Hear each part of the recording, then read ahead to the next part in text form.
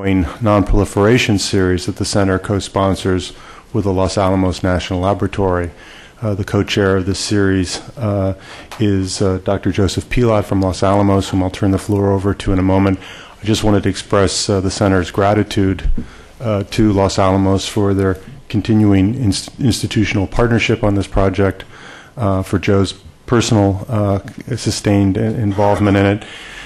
Today's session has moved from our usual venue in the fifth floor conference room to the auditorium, and that is indicative of the interest in this topic, which may well be the trillion-dollar foreign policy question looming out there, is whether the United States or another country in the region might strike Iran's uranium enrichment program.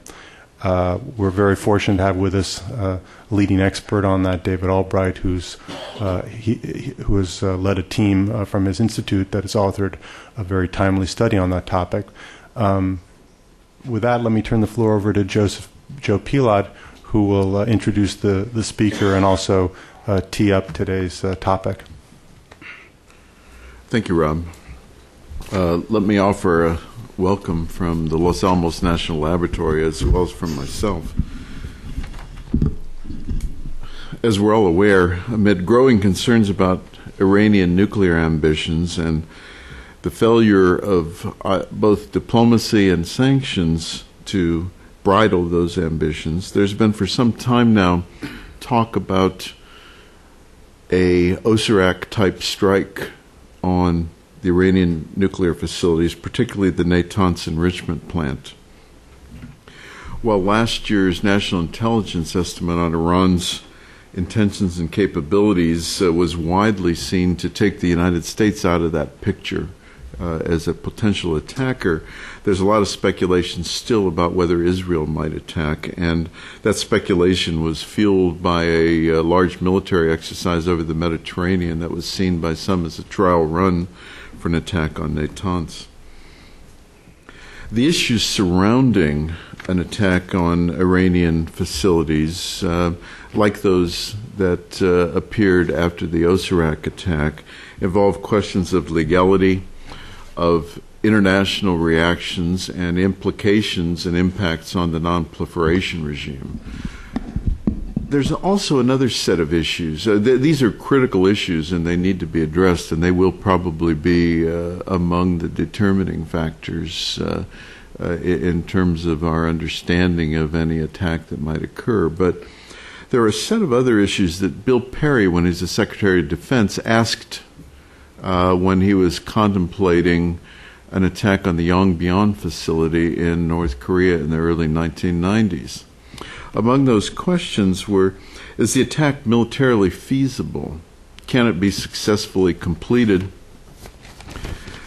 And what will be the physical effects of the attack, including fallout or radiation? Such questions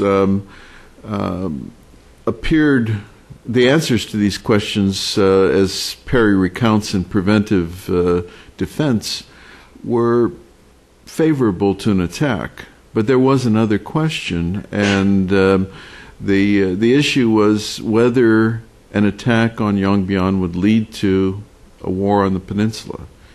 Perry believed it would, and ultimately there was a diplomatic solution that prevailed at the time. It's these kinds of military operational questions that Perry asked of North Korea that the ISIS study asks of Iran. And I think that this is very critical because they really do form the basis. As Rob mentioned, we're fortunate to have one of the world's leading non-proliferation experts to discuss this, and he's the lead author on the ISIS paper as well. David Albright is the president and founder of the Institute for Science and International Security. I think that we're all aware of his work. He spent time on the IAEA action team from 1992 to 1997, including participation in inspections. He's testified before Congress regularly And he's conducted some of the best analyses that have been conducted on clandestine nuclear programs, nuclear smuggling, and the like.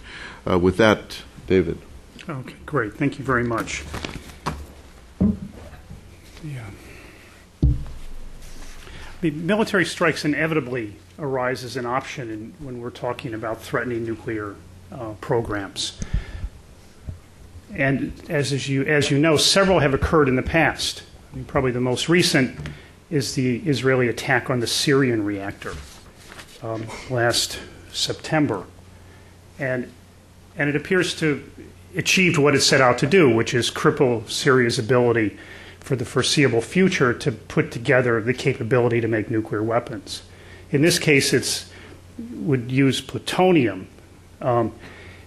And Israel decided that even though it didn't know where many other facilities were located in Syria, such as the facility to make the uranium fuel, the facility to separate the plutonium, it felt by attacking the reactor, it didn't actually matter. The reactor was a bottleneck in any potential nuclear weapons program, and it would just eliminate that program by taking out that bottleneck.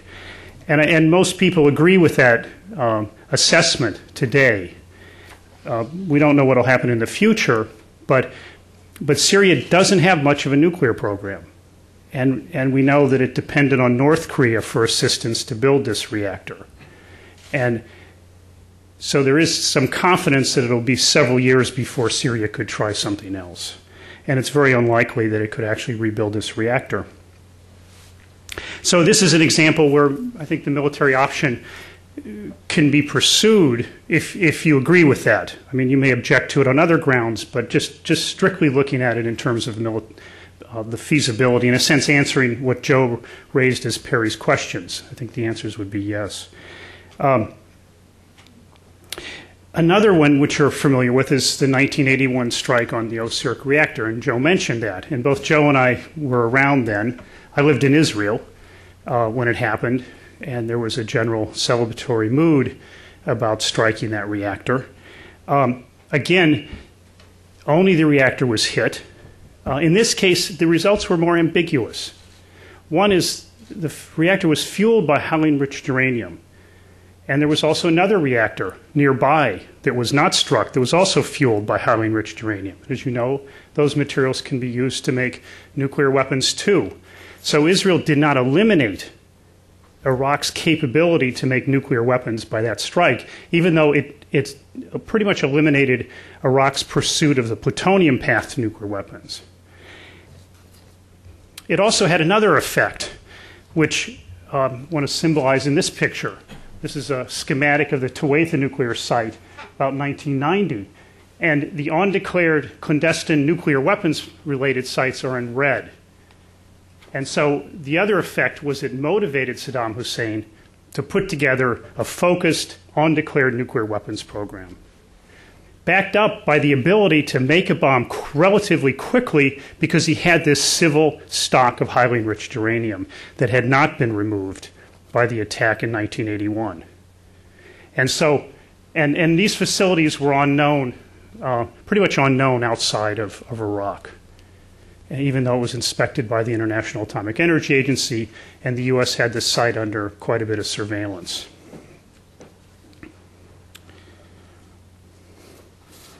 And you also know what happened during the bombing in 1991. These facilities were leveled. This is a different section. This is a schematic or a picture of facilities over here by the oops. Oh, what a disaster. My pointer went out, but I'll try to survive. But anyway, this was the kind of destruction that was done to Tuatha. But the unfortunate part of that strike was that many sites related to the gas centrifuge program and uranium enrichment were actually missed. And that's one of the things I want to talk about a little bit before I turn to Iran, where the subject will be a gas centrifuge plant. Oh, thank you very much. Oh, okay, so this works. Yeah, great.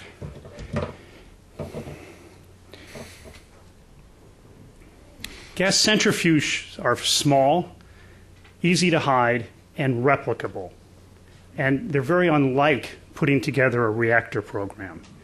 And I'll come back to this, but it's important to keep it in mind that here is a schematic of a gas centrifuge, and it's, oops, it's disappearing a little bit. But anyway, I want to talk about the manufacture of these parts. Here's a typical picture of a centrifuge that's put together in what's called a cascade. And you can see they're pretty small. These are actually pretty sophisticated centrifuges, and there's lots of them. And that's very different than a reactor. If you're going to put together a centrifuge program, the people who are going to do it have to think through not only building some, but building them themselves. And so even if you look at the Libyan program that was being supplied by AQ Khan had contracted to supply 10,000 centrifuges to Gaddafi, but he also agreed to provide the wherewithal to make centrifuges. And so the Khan network was providing all the machine tools, the materials, so that Gaddafi could make a lot more centrifuges. And that's pretty much a necessary part of a centrifuge program. It's not a necessary part of a program to build reactors. And it's rare when the country actually puts together the capability to make a reactor, at least a proliferant state. They usually go for one-off pieces of equipment, depending on foreign suppliers, and rarely have the capability to do it themselves. And you see that in Iraq and also in Syria.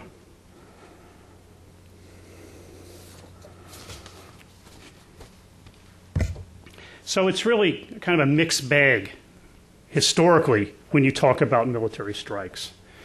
Syria, you could argue, was a success. Iraq was really uncertain.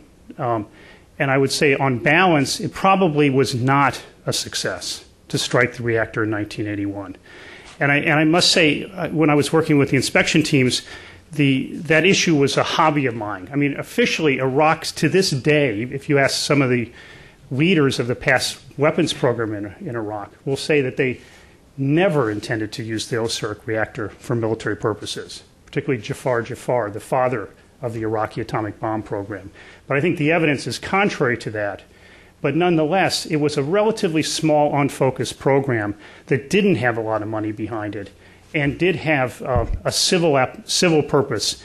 And what happened was, after this bombing, was that there was a very focused nuclear weapons program that would have been a terrifying prospect if Saddam had not invaded Kuwait.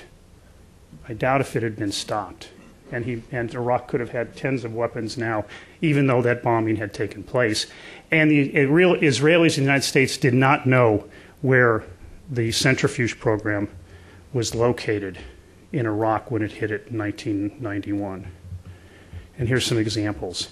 This is the main centrifuge R&D site was at a place called Rashdiya. It wasn't touched, in fact, wasn't known about until the inspection started in the summer of 1991, largely due to a defector.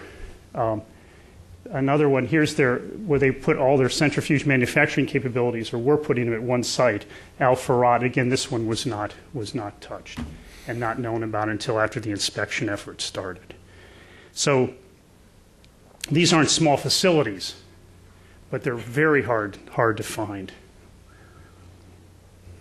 And with that, let me turn to Iran. Iran's centrifuge program is far larger than Iraq ever was able to put together. And it's also, Iran built its centrifuge program differently. Here, if you did know where they were going to manufacture centrifuges, you could take out the entire complex. With Iran, they made a decision to disperse their capabilities. And they made a decision right up front to harden them. And so here's some satellite images, which I'm sure you've all seen, of Natanz. And here is from 2002, where you can see that they're building things underground. And these are the main centrifuge cascade halls. Here's where they are now, completely underground. They did put their pilot plant and some of their centrifuge assembly capabilities above ground. But the principal facility is underground.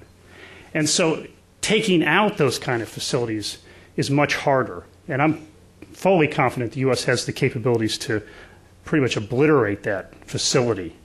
But it's not going to be done by a few planes, like what you could use to knock out the Syrian reactor or the OSIRC reactor.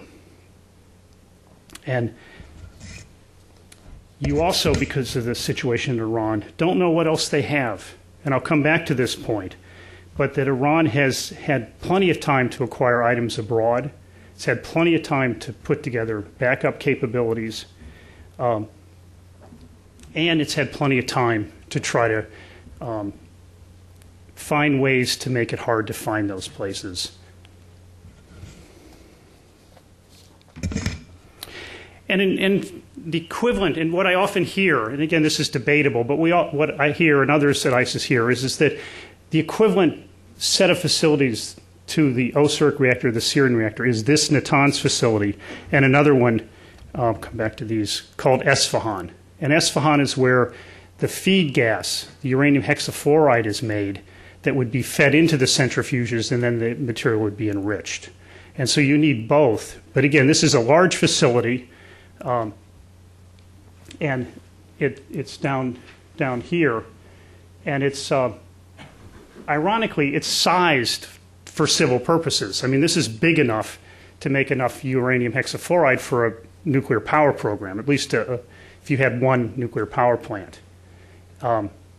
It's much larger than you need for a weapons program, and that's actually another problem in all this. Is this thing for several years now has been producing uranium hexafluoride. And 5 years ago, this was seen as a bottleneck. If you eliminated this facility, you could hurt them much more than you can today. Now they have over 300 tons of uranium hexafluoride, and it's very hard to destroy all that. Even if you catch them asleep, usually uranium hexafluoride is stored in containers that are thick and are designed to withstand accidents, being dropped, fires, and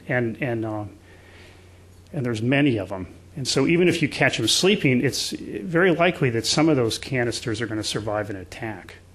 If you don't catch them sleeping, then they can easily be moved. And Iran has always thought about hiding things in tunnels. And so at Esfahan, there's a tunnel complex that can be used. And this is declared to the IAEA as part of the facility. At Natanz recently, Iran started to create a tunnel complex. They've declared that I believe that it's not part of Natanz, but it's so close that it's hard to believe that it's not associated with Natanz as a place to move things in an emergency. It's also possible, if you look at Esfahan, that they would take these canisters of uranium hexafluoride and actually not put them in the tunnels, but move them to some garage in Tehran. So Iran has a lot of capability to actually to hide things. And this is also different than what you had in Iraq or Syria, where you were striking early in the program's development. I mean, that's Israeli policy. They don't want to strike an operating reactor. They want to strike the reactor before it's built. And that also answers one of Perry's questions. You don't want to create fallout. Unfortunately, we've passed that point in Iran when it comes to its centrifuge program.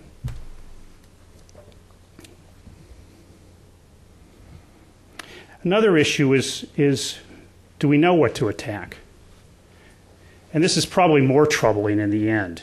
That, as I mentioned, centrifuges are small. Fortunately, inspections are weak. And the only hope to really know ongoing knowledge of a small program like a centrifuge program is to have robust inspections. I mean, you can get lucky with intelligence, but it hasn't happened very often. And as I mentioned, it certainly didn't happen in Iraq in the 1980s. And so in Iran, there's holes in what we know. And the IAEA is not going to fill those. Prior to the suspension, or the end of the suspension in 2006, the IAEA knew where centrifuge components had been made. And they had a right to look at the components, count them, look at the manufacturing equipment associated with making those components. And so you had, in a sense, a good target list. But with the inspection so weak, your target list is much reduced. And from what we've heard is that the Israelis and the U.S. do not know where Iran makes centrifuge components now. I mean, they may know some of it, but that we don't. We were told that they don't know, and we can debate that or discuss that. What I'd like to do to illustrate the Iran strategy is talk about what they did prior to the suspension when they made centrifuge components. And that, as I mentioned, was known by the IA. And one of their main sites, this was in a sense, their equivalent of the Rashdiya site, was at what they call Kalai Electric. And Iran, as you know, has always kept its centrifuge program secret. We know it started in around 1985. It's been slow moving. They acquired assistance from Khan starting in 87. They acquired assistance from German centrifuge, or I'm say German businessmen, by 1985 to help them get dual-use technology for centrifuges. Probably made the connections to Khan, and were generally willing to help Iran put together a capability to make centrifuges. And many of Iran's purchases for its centrifuge manufacturing complex date back to the late 80s and early 90s. And so it's been a small-scale program in that period. It started to grow. In 1995, we believe it got panicked. And if you remember, there was a lot of concern that Russia was going to sell Iran a centrifuge program. There was concern about the Bushehr reactor coming alive again, thanks to Russia. And there was a lot of concern and knowledge that Pakistan may be helping Iran's centrifuge program, at least in the intelligence community. So you saw a lot of activity. We think Iran got nervous, and it moved its centrifuge program out of the Tehran Research Center into another facility, which they call Kalai Electric, which is a company the Atomic Energy Organization bought. It was an old watch factory. And they bought this, and that became the name of their gas centrifuge program. And Kalai Electric was their facility, and you already see that it's one has a code name, Kalai Electric, which means electrical goods. And it's back here. The main road is here. And here's the set of facilities back here, which is where they set up operations in the late 90s and started to run centrifuges and enrich some uranium in secret. And there's a facility next door which has some writing on it. And I think it's upside down, but it's Kemi Daru in Farsi. And here's this building. Here is this one in this ground photo from Kemi Daru's website. And the centrifuge facilities are back here. But you can see it's removed, hard to know about. U.S. learned about it through means I don't know, but learned about it.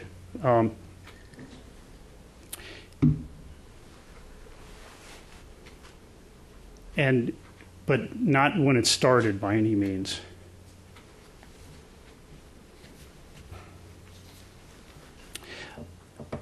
And Kalai Electric, I don't want to spend too much, well, maybe let me skip over the history of it.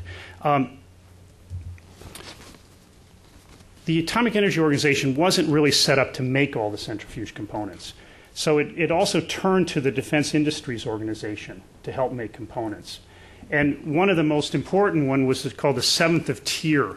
Well, we call it 7th of Tier, but it has a name. It's in our report. Well, 7th of Tier Steel Alloy Complex, or 7th of Tier Industries. And it's a large facility, which you can see in this image. Oops. And there's quite a few facilities there. And one small building contracted to make 22 of or about 20 of the, what are called the rotating components of the centrifuge, the critical components. And again, this is very hard to find. I mean, the IA learned about it through Iranian declarations. And there's a lot of facilities in Iran that are this size, that are related to the military industries. And there's nothing special. I mean, it had the machine tools and the knowledgeable people and the skilled technicians that could make these components. One of the components was called a bellows, which is it's just a component made out of Moragian steel. It's hard to make, but it's not that hard to make. But you use something called a flow-forming machine. And we know Iran bought such a machine in about 1985 from a German company, but they bought a lot of others. And so it's known now that these other machines could also be used to make bellows. So even if you could destroy 7th of tier, if that was even being used to make components now, it could be they could use other flow-forming machines other places to make the bellows again. So it's another problem, is the redundancy. And again, Iraq didn't have this. It had one flow-forming machine able to make centrifuge components, but Iran has a backup capability. It also acquired quite a bit of Moragian steel. So again, it acquired quite a bit of materials. Another facility at Farian Technique, which is nearby to 7th of tier. And again, we can only do so much. We know the Farian is in that industrial complex. We don't actually know where. We may work on it more. But again, unfortunately, it's part of the Iran strategy, is you put places that are sensitive in large groupings of buildings.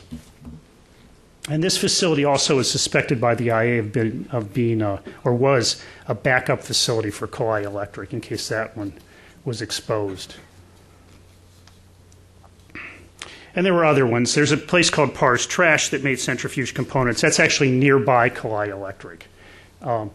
It wasn't that important, but it did make at least a component.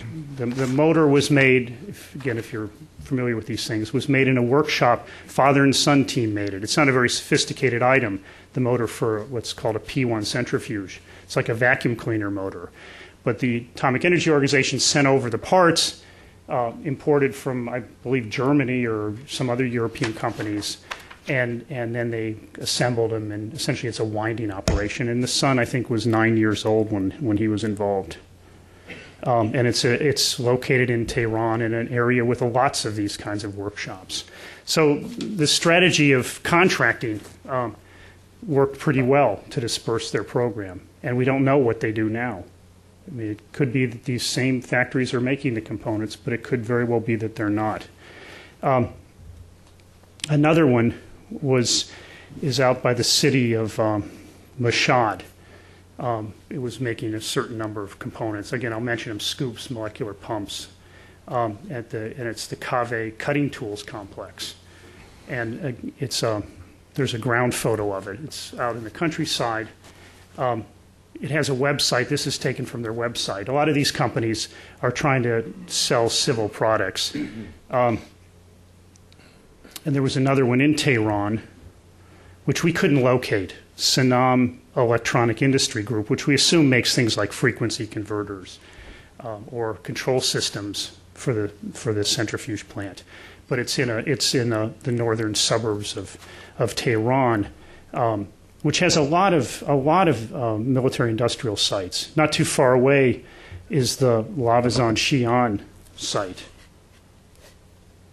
and that's a military site, physics research center, that was suspected of being involved in developing gas centrifuges in some way, or at least being a procurement method or front for the centrifuge program. And in procurement information, you see they were buying dual-use equipment in the early 90s that clearly looks like it's for some kind of centrifuge development.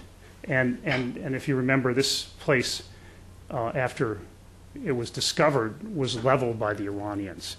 And the suspicion is they didn't want environmental samples taken, so they basically destroyed the building and then scraped the ground and carted everything away.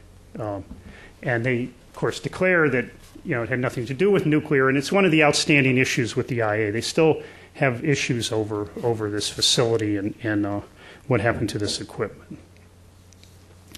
So, and also nearby Lavazan Xi'an was a facility, we didn't locate it, but a facility that was making carbon fiber rotors for the IR-2 centrifuge prior to the suspension. And it was a military site, inspectors believe was set up to wind missile bodies. But they had the expertise to be able fulfill the contract of the atomic people to make some carbon fiber rotors. And again, we don't know if that's where it's done now. And in fact, it raises, and a lot of our motivation is actually not so much on the military side. I mean, I think as an institute, we don't support military options, and I've probably made that clear. But the real thing that drives us is the need for inspections. And a lot of our studies of centrifuge programs really come down to that unless you have intrusive inspections, what is called the protocol, and perhaps more than the protocol, you just can't find these gas centrifuge programs if the country decides to hide it. Iran only went so far prior to 2003 to hide its program. It knew Natanz would be discovered, and in fact it was planning to reveal it at some point, not when it was caught, but at some point. If they choose to hide it, it'll look more like what some of the things you saw in Iraq in the 80s. It'll be very hard to find it. And I'm afraid that's the period we're in now with Iran, where inspections are as weak as they were in the 80s in Iraq, and you can build undeclared centrifuge facilities. Iran could legally build a gas centrifuge plant right now, and it would only have to declare it 6 months before it introduced nuclear material. And that means it could be spinning centrifuges someplace and be fully in compliance with its non-proliferation obligations. And in fact, when this loophole was discovered in the 90s, it was discovered because one country was doing just that, a European country. Had operated a facility for many years where it was just spinning centrifuges and not introducing nuclear material. So it never declared it to the IAEA. And so and that was maybe 500 centrifuges or more that were spinning at a research center in Europe and undeclared. And so that loophole was attempted to be filled, and Iran has refused to abide by the request from the agency to fill that loophole. But again, if you're planning to attack Iran, you have to worry about this. Iran could have a backup to Natanz that, of course, is not going to be able to produce enough enriched uranium for the Bushehr reactor, because finally Natanz is set up to make enough, eventually, make enough enriched uranium for the Bushehr reactor. But it could make enough for a bomb, which is just a small fraction of the capability you need to make for a power reactor. So I think for us, the military side of this is kind of an aside to look at least in this detail. The inspection effort is woefully inadequate, and any solution has to be factored in. But what this does say about the military option is that if you don't know what to attack, and you focus on Natanz and Esfahan, you may not set back the Iranian nuclear program very much at all. And I think one of the things in our study, we're trying to point out is that we've too often heard comments that if you attack Natanz and Esfahan, you set back the centrifuge program by several years. And I think what we would conclude is probably not. That you've got to attack much more, and it's not likely that we know where to attack. And in fact, I always interpreted Admiral Fallon's comment, and I think he made it publicly, I hope he did, but he said that you'd have to attack all of Iran if you wanted to really set back Iran's nuclear program. And I think I would certainly agree with that. And so you're faced not with surgical strikes, but with very large-scale strikes to try to get at these sites and to and also cripple other Iranian capabilities at the same time. Now, one controversial thing I've said, I won't blame my institute for this or drag them into it, is that I think that the diplomatic strategy is the best one for now. And I would actually argue that the military option receives too much attention. I mean, it's good for scaring our allies, getting political support, but I'm afraid that if it's used, it will not fulfill its promise. And I'll end with what Joe said. It could have the effect of causing quite a war and not eliminate Iran's ability to put together nuclear weapons over a period of a year or so. So thank you very much.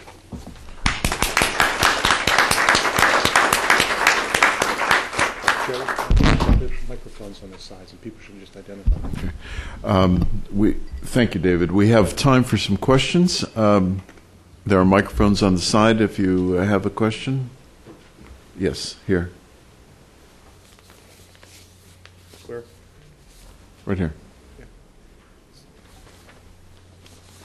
Please identify yourself by name and institution. Human Seysan, VOA Persian Service. You talked about difficulty of finding those centrifuges. What about inspections? Isn't it still difficult to find for inspectors as well? Aren't we going to have the same challenge? It depends on the rules.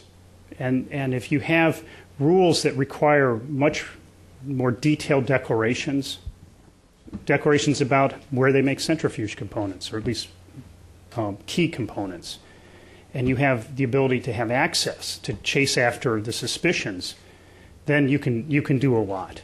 I mean, nothing's perfect, and that's also why the IA, in looking at Iran, has talked about not only having the protocol but having some additional measures in place, and that has to do with the fact that if a country is proven to have lied about its past activities, and Iran lied on many issues, then you need some additional measures to compensate for that. And so with that, you can have a pretty good chance of finding indications of undeclared activities. It also has a deterrent effect. It's going to make the country think twice about pursuing this. And one of the things that countries always have to worry about is illicit procurement. It's often turned out to be a remarkable way to find out about the existence of a secret centrifuge program because they have to buy. Pakistan still buys for its gas centrifuge program, so its on-safeguarded program. India buys for its on-safeguarded centrifuge program. Iran still buys, and you can detect that. The trouble with that is you don't know where it's taking place, and there's a lot of deniability on the part of the country. But with the better methods, you can use that information to really bore into the country's activities. And that's what the IA did. And it was doing it, and sometimes just sparking a confrontation, not succeeding, is enough to create international pressure on Iran to reveal more. It's turned out not to run into a dead end. But I mentioned the case of Lavazan. There's a case where essentially it was procurement information that led to the real hard push on Lavazan. And if this issue is going to be settled, Iran will have to answer those questions about why did it buy this equipment, where is it, and what was it used for. So I don't know if that's enough of an answer. I can go on, but ask a second question or someone else asks. I mean, there's always skepticism about inspections, and I understand that.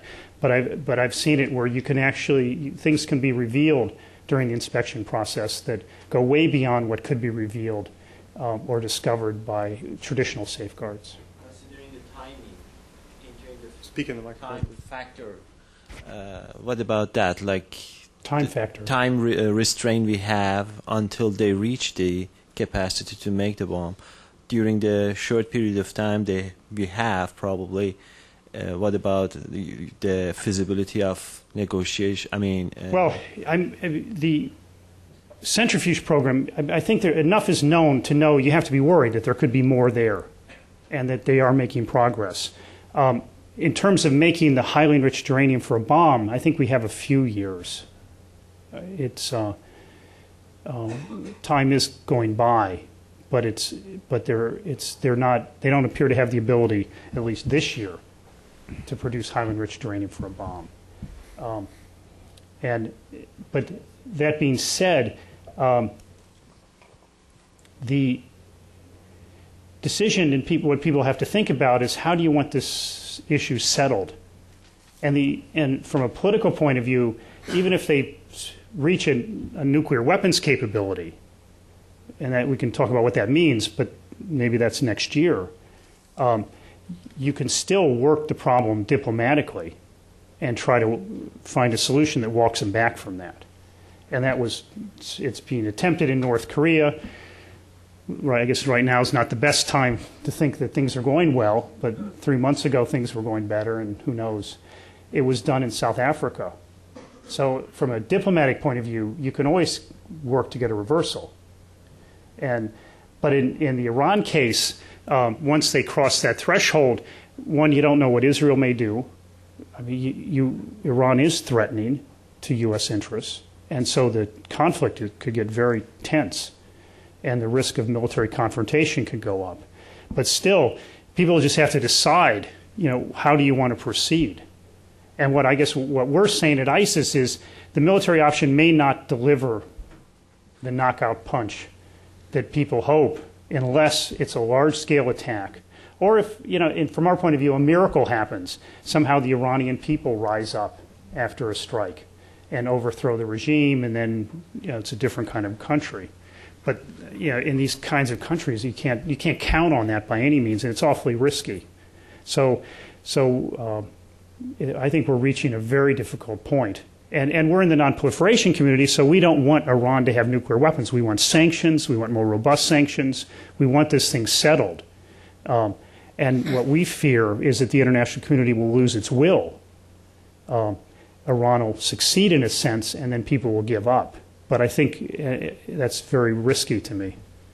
Should I call Patrick or Joe? In your recent paper, you wrote that neither... Could you identify yourself? Sorry, I'm Patrick Clausen with the Washington Institute for Near East Policy. In your recent paper, you wrote that neither Iraq nor Syria was in a position to replace its reactor because each depended on a foreign supplier.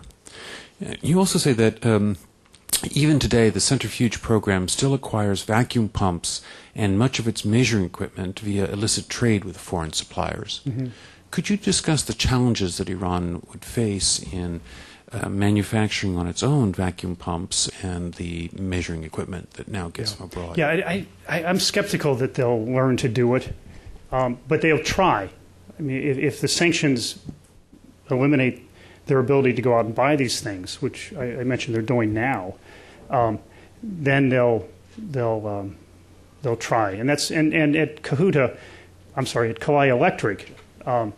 They have a research program to learn how to make these things, which you're referring to. In terms of their capabilities, we see them looking for vacuum pumps. Sometimes they get them, sometimes they don't. But for maybe the next 10,000 that they're buying, not for the current 10,000. And we think that probably they probably could make 10,000. But they're buying for the future.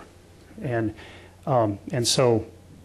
we also see it's hard to stop them. I mean, one of our programs is to work with companies because we see them as lookouts. Iran has traditionally gone back to European American suppliers for its vacuum equipment. But it does it in very clever ways through China, through Singapore, Malaysia, UAE. UAE is a big problem in the procurement or stopping procurement by Iran's nuclear program. Ironically, Iraq, I mean, they recently got something from an Iraqi company that got it from the U.S., Foblin oil, which is, again, I don't want to go too much into technical detail, but you need that in a centrifuge.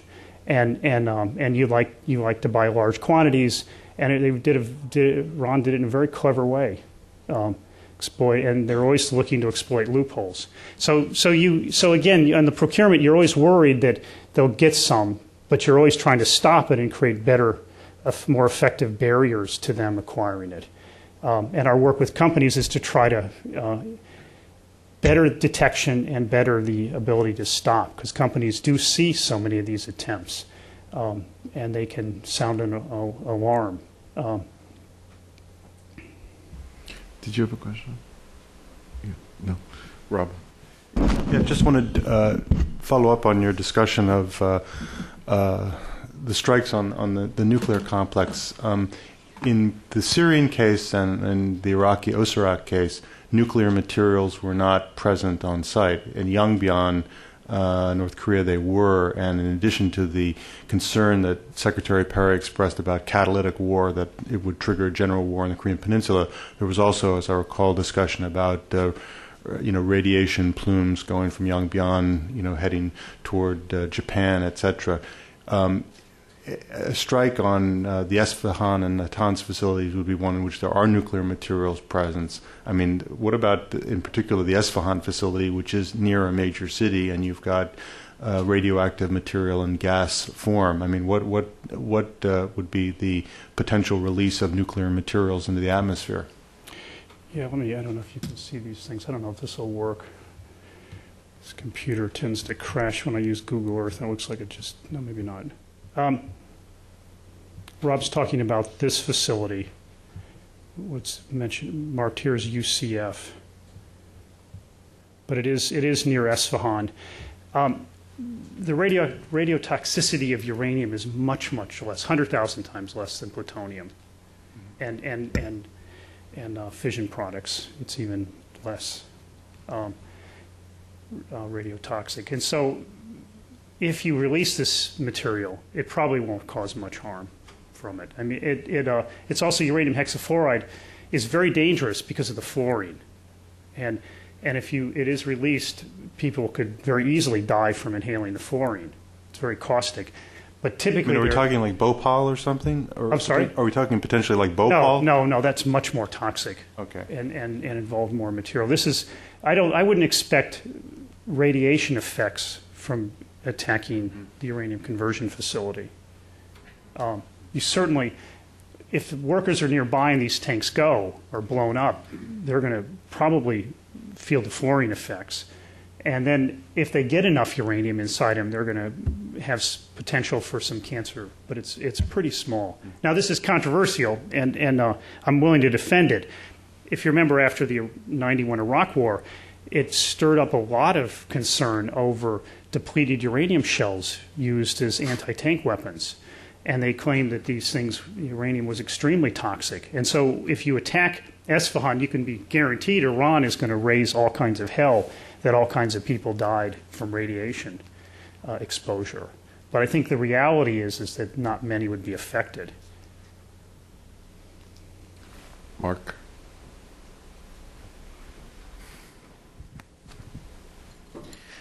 I'd like to ask two questions. The first, Just identify yourself, please, Mark. I'm Mark Heller, temporarily at the Wilson Center from Tel Aviv University. The first question has to do to your response to the initial question you were asked about the effectiveness of inspections. And essentially, you said, well, it depends on the rules. I'm going to do what I hate when people do to me, which is to reword your answer. Since the rules can't be enforced unless they're accepted by the other side, I mean, barring coercive inspections, doesn't that essentially mean that the effectiveness of inspections depends on what kind of inspections Iran agrees to? My second question is about the possible consequences of military action that need to be taken into consideration when such action is being weighed. And in your opening remarks, you raised the precedent of Iraq, saying that a strike on Osirak actually led to an acceleration of the Iraqi nuclear program afterwards. And my question to you in this case is, what is, in your estimation, the Iranians would do after a military strike of one sort or another on their facilities that they're not doing now? Let me talk about the second one first. What you have to worry about is that they'll accelerate their program, that they're not moving that quickly right now, and because they have to balance detection of an accelerated effort, or again, to produce enriched uranium, or a weapons program being uncovered, and so their line of defense dictates almost a slower movement forward, and their diplomatic strategy certainly depends on trying to keep your head down and being whacked by the international community. If they're attacked, then I think inspectors are kicked out. The NPT will be seen. They'll probably say we will stick with the NPT. They probably will not admit or say we're going to go for nuclear weapons. They'll probably still try to use the cover of the NPT, but they could very well accelerate their program. And in fact, certainly Iraq is the model. You worry that after a military strike, then it's just all full speed ahead to get a nuclear weapons capability. And Iraq faced a problem in 1981. It really had no ability to enrich uranium. or even knew how to do it. And it took them years, several years, to get to the point where they could enrich uranium in these secret sites. Iran could move much quicker. And in fact, I think I mentioned this we mentioned in the article, Iran could get to nuclear weapons quicker after a military strike than if there is no strike. So the acceleration is a big worry, because they have the ability to move faster. On the inspections, you reworded it in a way that happens all the time. I mean, this is an international system.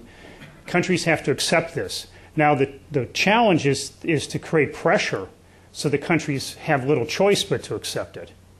And what I would argue is that is getting lost in some of the current debate. That there's been this effort at the IA to answer outstanding questions for the last year. It has nothing to do with effective inspections in Iran.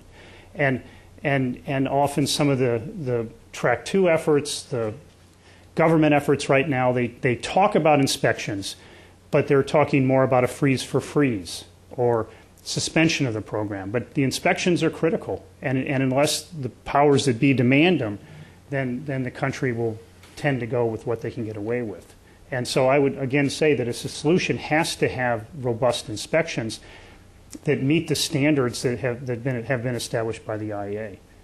Now, there was a dream, and this was a dream in 91 and 92, that the UN Security Council could mandate inspections and the level of inspections, but I mean, it's unfortunately very hard to even dream about right now. Miles Pomper from Arms Control Today. David, is HEX safeguarded under IAEA safeguards? Yes. Okay, so we would know where. Miles on my. Oh, okay. We would know where any of the HEX was. I mean, they couldn't be hiding it in tunnels right now. Well, they could. Well, technically, yeah, they could put it in tunnels at Esfahan because that's part of the Esfahan facility. But it is safeguarded. They have to tell the IA. The IA has a right to go there and look. But if there's a crisis, they may say, it's not safe for the inspectors to come there. So if things escalate, then it's weak inspection arrangements. So there's the inspectors aren't there all the time, and there's no requirement. I don't think the country, like for example, I wouldn't be surprised if something's written into the safeguards agreement. If there's a fire, no one wants them to leave the UF6 where it is now. So there's mechanisms that would allow removal under traditional safeguards, and the inspectors wouldn't be there to know what happened to it until they could then go and ask for it. Or, ask to see it. Yes. Stephen Dolly with Platts.